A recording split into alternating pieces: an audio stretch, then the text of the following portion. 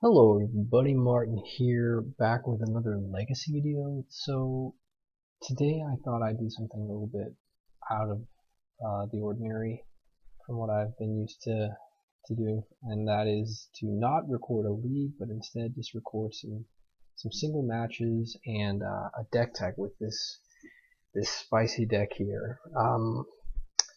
So I'll do a deck tech here and just a brief sort of rundown of the deck and then the history of the deck, because this deck was made, as far as I know, by Stephen Meandeck of Vintage fame.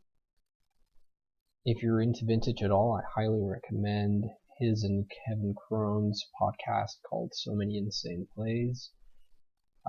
Stephen Meandeck made this deck, I want to say around 2012, maybe 2011, I'm not sure exactly when. And when he made this deck, he sort of branded it as like the next big thing in Legacy, like a really super complex, super powerful deck that in the right hands with the requisite amount of dedication and training would be like a fantastically competitive deck. And he then wrote a 70-some page primer that you have to buy basically as an ebook. And in that primer is just heaps of like rundown of the deck, all the details, different matchups, different card choices, and last but not least, all like a lot of different Doomsday piles. Because as you can see, this is a Doomsday deck. Now the deck never really took off. I will not make too many assumptions about why that was the case. I will make a couple of assumptions about why it isn't really a deck today. And I'm not out to insult anyone. I think Stephen Meandeck did a terrific job creating this deck, but I bought the primer. I've read it. I've played this deck like some amount, not a whole lot, so I won't proclaim any sort of highly tuned familiarity with the deck, and also, you know, by that I won't be able to fully judge it, but I do think that because this deck goes off entirely through the graveyard, and the card Deathrite Shaman hadn't been printed when this deck was made, I think the presence of Deathrite Shaman today has made this game plan somewhat weaker. I know you don't have to go all through the graveyard, but that's sort of the plan A. And then also Abrupt Decay, which was in the same set as Deathrite Shaman, is also somewhat of a potentially a problem because we have to have Laboratory Maniac in play to win.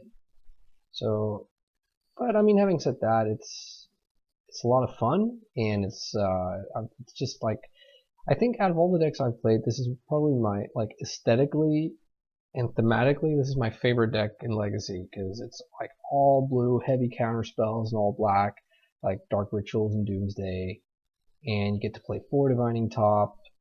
The combo itself is super elegant, I think. I'll walk you through that. But yeah, I haven't really been able to really get it firing on all cylinders, and I'm at a point where I'm not really sure if I feel like dedicating, say, like several months of intense training with the deck, only to then realize, well, it wasn't that fantastic after all, that kind of thing. But enough of that. Let me just walk you through this deck. And by the way, this is not a card for card, list of what Meandeck was playing. This is sort of blueprint, and I've embellished a little bit, but not a lot. It is very true to him. So we are a Doomsday deck, but we do not win with Tendrils of Agony. That card is not in our 75. Instead, we win with Laboratory Maniac. And in the 60 in the main deck, this is the only way to win. And in the original deck by Meandeck, that was the only way to win, I think. I think he played Dark Confidants in the board, which I guess technically qualifies as a secondary win condition after sideboarding, but not really. So we have to get Labman resolved. And the way we do that is we cast Doomsday. and we put we make a pile. I'll just make room for a pile space over here. We make a pile that has let's say predict on the top, then the lab man, then pact of negation, then a Gitaxian probe, and then unearth on the bottom. So we need a way to draw into the top of the library, and it can't really be Sensei's top. I mean, it can, but then it requires some additional mana and probably a card draw spell. But like Gitaxian probe, brainstorm, or a ponder, that's what we want. So we cast that. We get to a point where we have predict in our hand. Put that here, and a 4-card library looking like this. And so we predict ourselves. We name Laboratory Maniac. So Labman goes into the yard. We draw Pact of Negation and Gitaxian probe. Then we probe for life or mana, depending on if we have enough mana. We draw Unearth, and our library is now empty. And Labman is in the graveyard. We have Pact of Negation to protect against like a removal spell that isn't Abrupt Decay. And then we cast Unearth and animate the Labman, and then we just tap our Sensei's top, which is also in play, or cast another cantrip if we have one, and then we win, or we simply pass the turn and win on our draw step. So that is like the bare bones run through of how it works. As you can probably imagine, it requires quite a setup because we need we can either choose, and that's the case with Doomsday always, we can either choose to make a win on the same turn pile, or a pass the turn pile, and then win on our next turn, or one of the next turns. If we want to win on the same turn, we need 3 black mana to cast the Doomsday. Then we need an additional black mana to be able to cast the Unearth inevitably.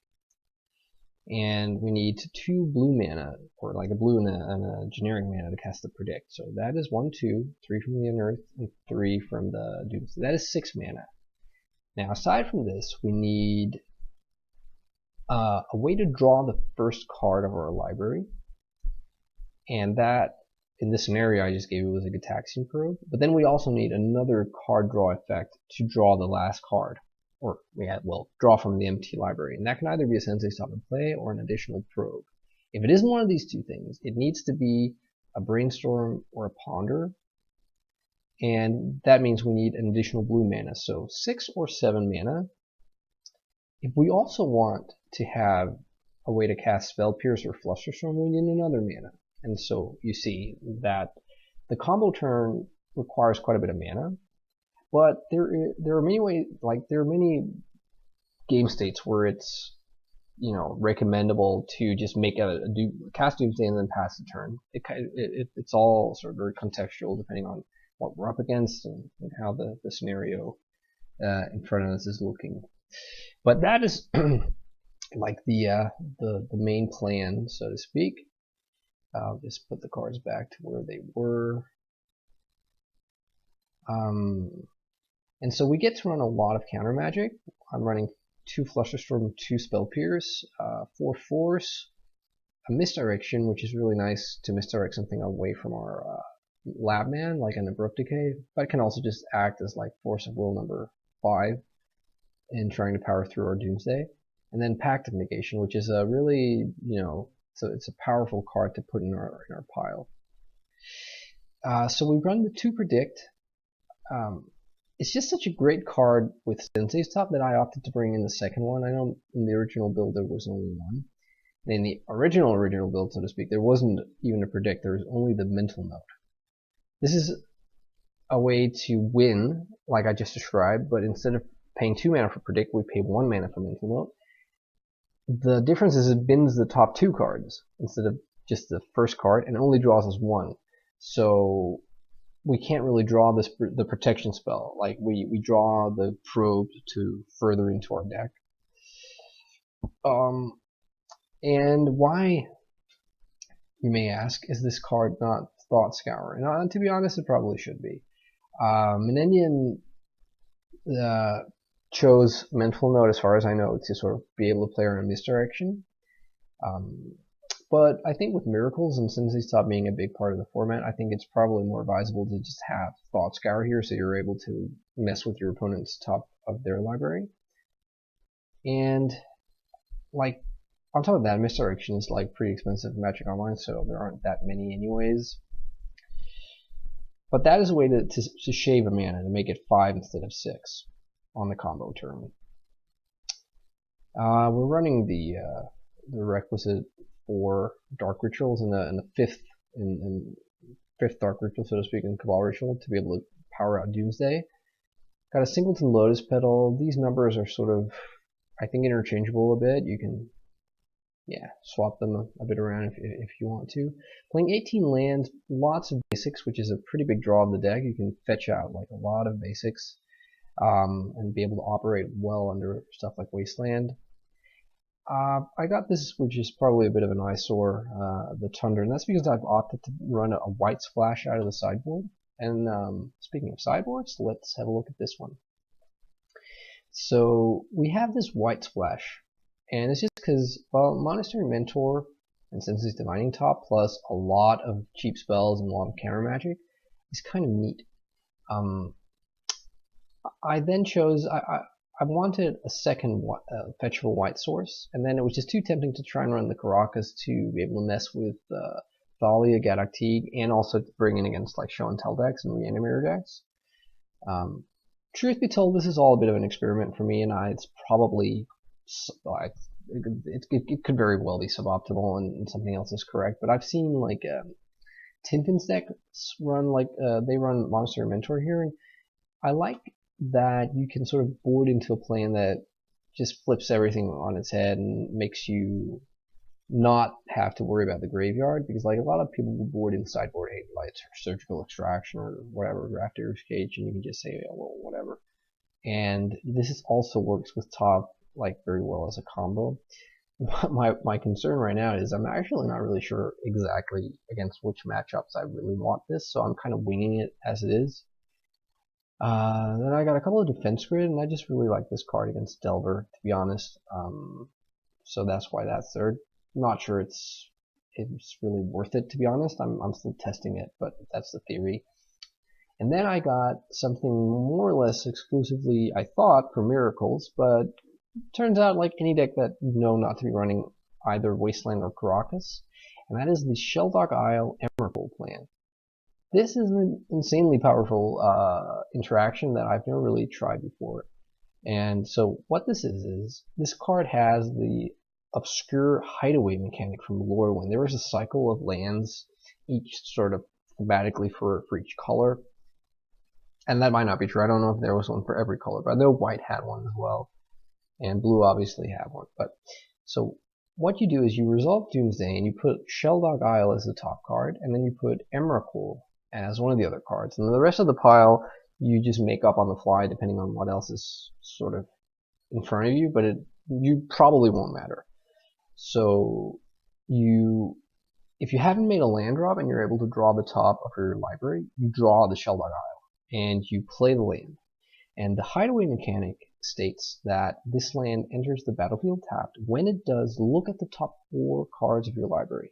And hey, your entire library is 4 cards. So you just look at your entire library, you exile one of these cards face down, and then you put the rest on the bottom in any order.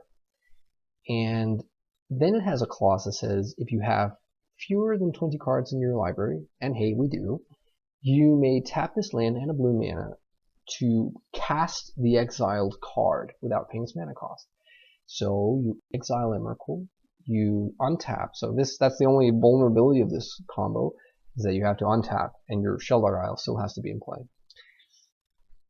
And then you cast Emrakul for no mana. You get the Time Walk trigger, and then they basically have to not, like, then they have to be able to deal with Annihilator 6 and all that jazz. And so I would say any deck that isn't like has a super fast clock, has Wasteland and or Caracas, this comes in against. But especially Miracles. And the thing is, like, miracles don't run Karakas anymore. At least like the most sort of commonly played miracles decks, I think. And with all this counter magic, it is very likely that you will be able to power out a Doomsday like early on. And if you do, it is very unlikely that they will be able to deal with it with like your Emrakul in time. So there's a world where they get to terminus you, but if you don't have a counterspell for that, I think it's like not completely unreasonable to expect to be able to just Sheldog Isle. Oh no, hang on, no. I was going to say you could do it again, but you can't. You need to replay the Sheldog Isle. So yeah, we're vulnerable to terminus, but that's basically it. And even though our main condition is Labman, I don't think miracles feel like they should be running the full set of terminus, if any, after sideboard. So it feels pretty good against miracles.